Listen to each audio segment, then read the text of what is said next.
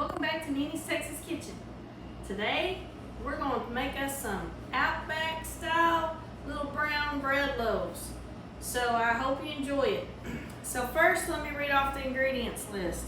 You're going to need 1.5 cups of whole wheat flour, 2.5 cups of bread flour, 3 tablespoons of cocoa powder, 1/4 of a cup of brown sugar.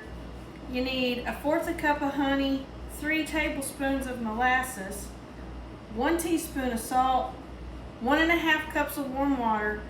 You also going to need 1.5 tablespoons of active dry yeast, which is the same as 2 of those little square packets. And then you need 1/4 of a cup of canola oil.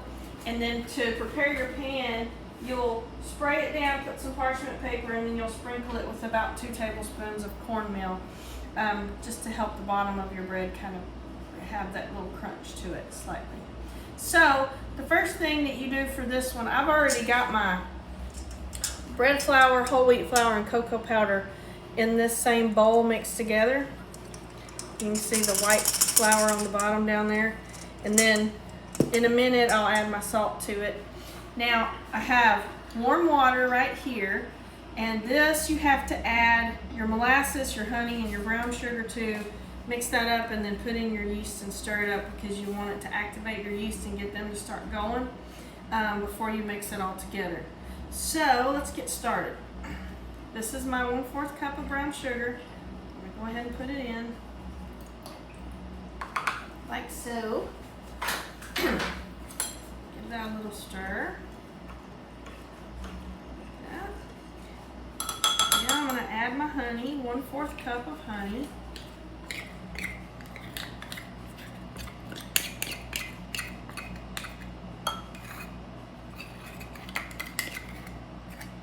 All in there. Stir that up.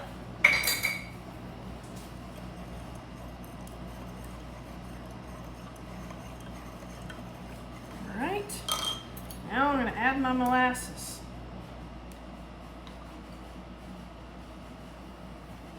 One.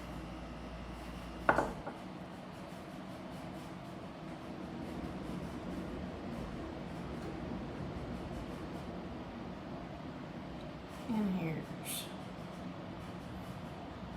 2.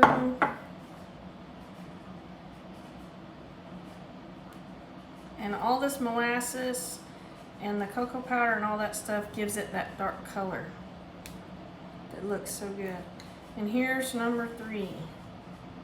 If you've never had that bread, you don't know what you're missing, because it's so tender and soft and yummy. You just put some soft butter on there. Ooh-wee, so good.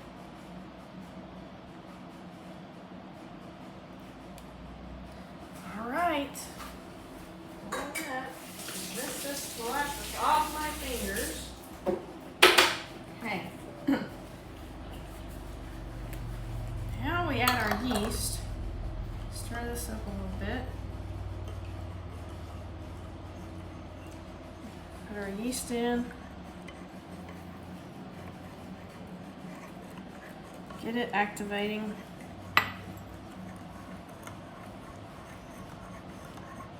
And it takes about 5 minutes for this yeast to start activating in this warm water, basically sugar water mixture. But the yeast should enjoy it thoroughly. All the little sugars in there that they like. All right. So we're gonna let that set for about 5 minutes. I've got my oven heating up to the proof setting so I can let my dough rise in there. Once I get it all mixed together, you let it rise for an hour. Then you'll turn it out and divide it up. So we'll be back in just a few minutes. All right, y'all. I went ahead and transferred my flours and cocoa powder and salt into my stand mixer, because I'm going to let it do the hard work for me of mixing it up with dough hook. So I made a little well in the center, and I'm going to pour my activated molasses, honey, brown sugar, warm water mixture. As you can see, it really foamed up on top, and that indicates the yeast is working, and it smells like yeast when you smell of it. So I'm gonna go ahead and pour this in and get it started mixing.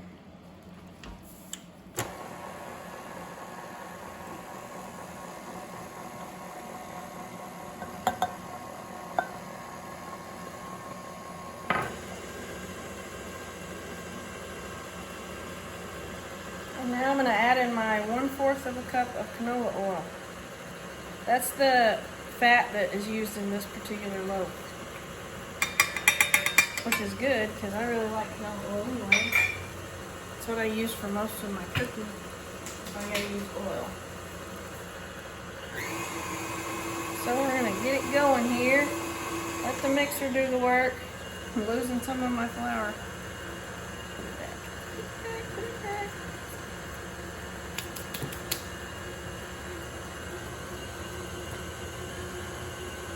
I should get this out. Maybe I should. Scrape it down in there. Make sure it all gets in.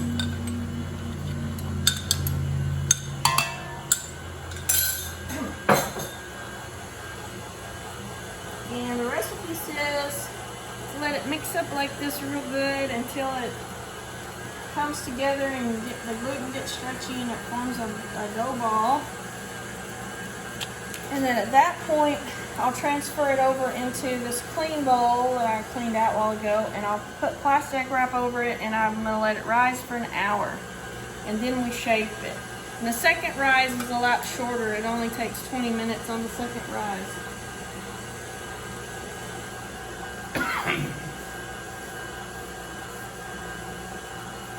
So we're gonna let it do this, and we'll be back in a few minutes whenever it's ready to go. All right, y'all. Our dough finally got done mixing, and you can see it here in the shape of a semi-ball. It takes longer for it to form because it's a wet dough, and you're using a large amount of whole wheat flour, and whole wheat flour takes longer for the gluten to start to get broken down and get stretchy. So it takes a little bit longer for it to form your dough ball, especially with a really wet dough. So now I'm going to take it and transfer it into a clean bowl to cover it and let it rise. So, oops, out the spoon. And the recipe I found didn't say anything about needing anything in the bowl, so I'm not putting anything because I don't want my dough to get any more moist than it started out in the beginning.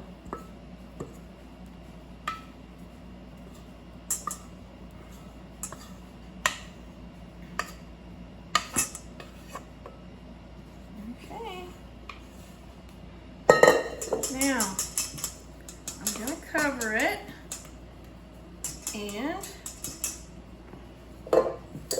we're going to let it rise for about an hour. And it should double in size in that hour. So it'll be almost, it should be filling the bowl up, hopefully. That's what it's supposed to do. So we're gonna put it in here. And my oven has a proof setting, so I have it on proof. And then we'll put it down here on the lower level. Actually, I need to lower that down some more. I want my lower rack right down at the bottom by that lowest area so it'll get enough warmth to rise significantly. All right, so we're gonna set our timer and we're off to the races. So we'll be back in just a little while when our dough is done rising. All right, y'all, we just took our dough out of the oven, and as you can see, it definitely doubled in size. So we're gonna turn it out and then shape it. It's stretchy. That's what you want. So I just floured the surface of my area that I'm gonna roll it out here. turn it out and shape these suckers.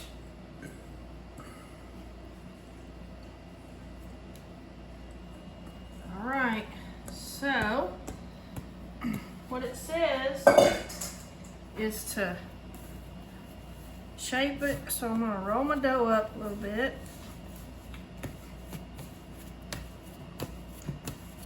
Just a little. I don't want to get it too much.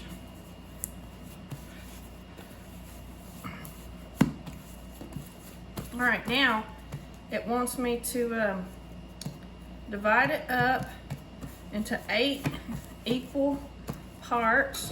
So I kind of have it oblong like this, and you can see how bouncy it is. So I'm going to cut it in half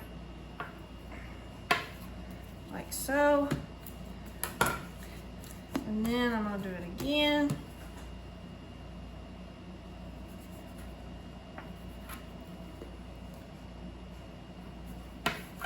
That.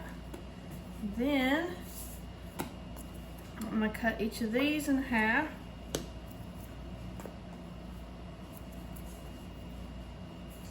And it don't have to be perfect, but you just want them as even as you can get them. All right. Now, I'm gonna get a little bit more flour.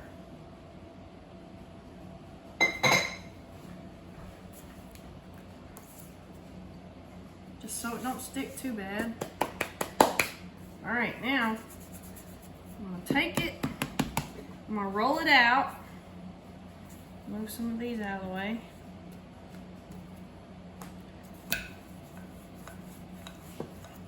You roll it out like this. Enough flour on your rolling pin. And you want it to be about 8 inches or so and about 1/4 of an inch thickness. So that's good enough. So now what I'm going to do is I'm going to roll it up.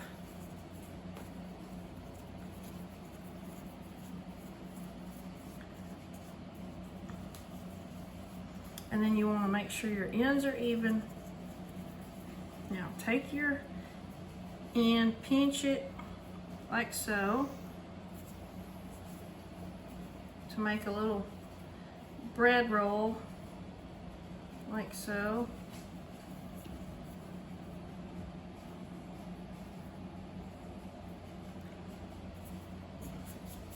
Dust off a little bit of that. Now, I've already got my pan sprayed with nonstick spray and I got my parchment on there.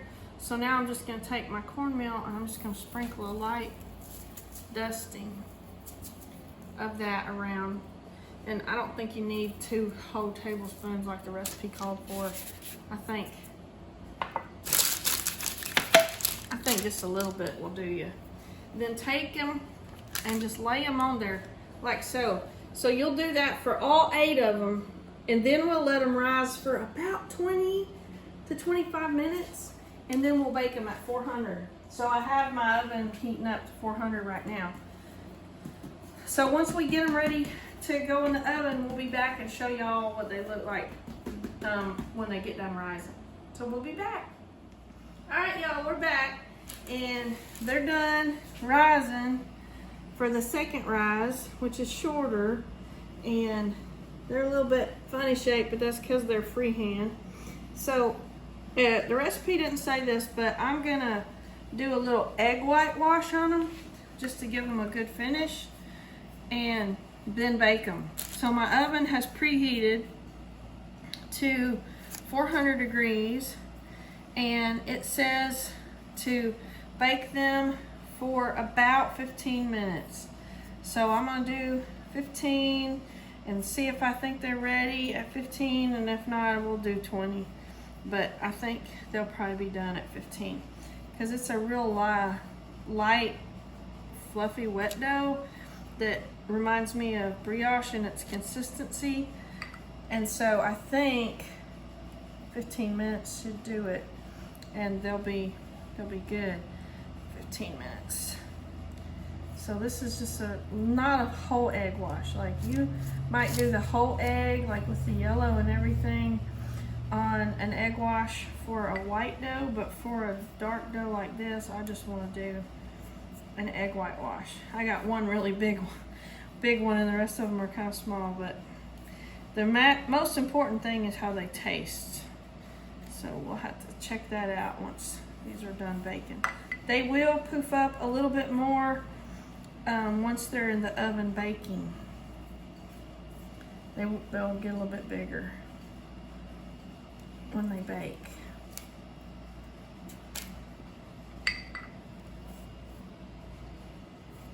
And they should be a pretty brown color, as you can see. They're already brown, but they should be more brown when they're done baking.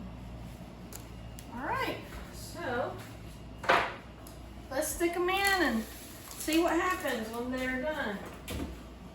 Oh, I gotta move my trays around. Hold on a second. I'll move this one down.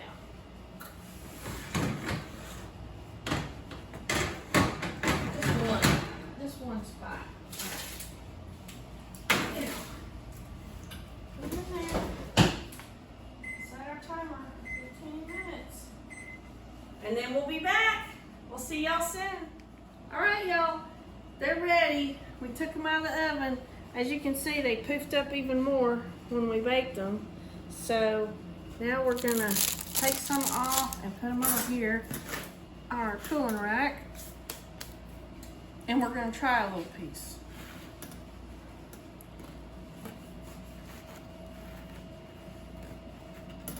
Look at that.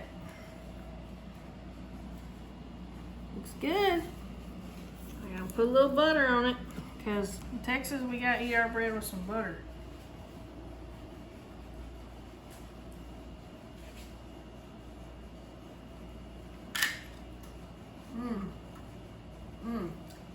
That turned out perfect. If you like my video making copycat Outback bread, please like it, share it to others, and subscribe to my channel. Thank y'all for watching all my videos. We'll see y'all next time in Annie's Texas Kitchen.